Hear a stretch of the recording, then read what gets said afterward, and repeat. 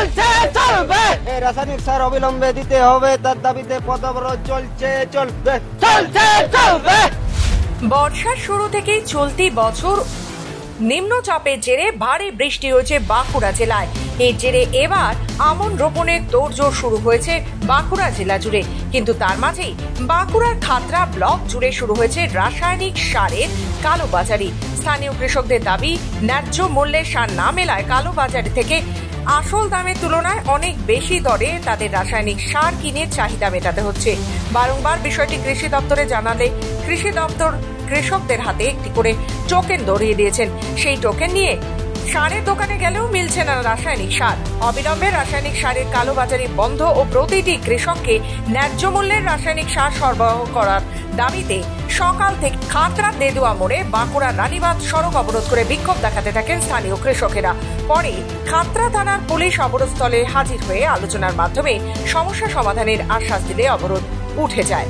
অবরোধটা তোলা হলে এই কারণেই আমাদের আমরা পথে অবরোধ করেছিল, তো সারের কালোবাজারের প্রতিবাদে।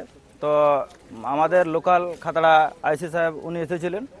তো আসার পরে আপনাকে আশ্বাস দিল যে এই মুহূর্তেই আমি মিটিংয়ের ব্যবস্থা করছি এবং সার যেন চাষিরা ন্যায্য মূল্যে পায় সেই জন্যই মিটিংয়ের অ্যারেঞ্জ করছি। তার জন্যই আমার অবরোধটা তুলে নিলাম। আর এই মুহূর্তে এই যে রাসায়নিক সার এটা কতটা প্রয়োজনটা একটা মানুষের যদি কারো শরীর অসুস্থ হয়, রক্তের যদি প্রয়োজন হয়, তার সাথে সাথে রক্ত দেওয়া উচিত। তো সেরকম আমাদেরও সেইরকমই দরকার, সারটার প্রয়োজন। এই সময় যদি না আমরা সার জমিতে দিতে পারি তাহলে কিন্তু আমাদের ফসল একদম নষ্ট হয়ে যাবে।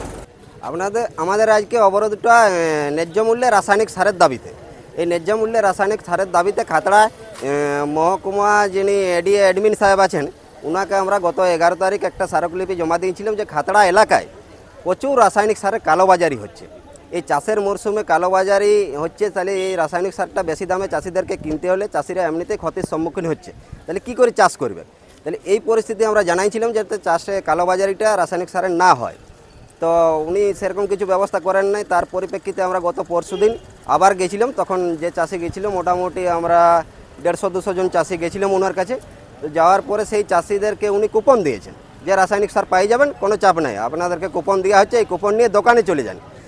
কুপন নিয়ে দোকানে গেছি আমরা, কিন্তু মাল পাচ্ছি না। দোকান থেকে ঘুরে আসছি, আর 2 দিন ধরে শুধু কুপন নিয়ে এই দোকান থেকে ও দোকান ঘুরে বলছি।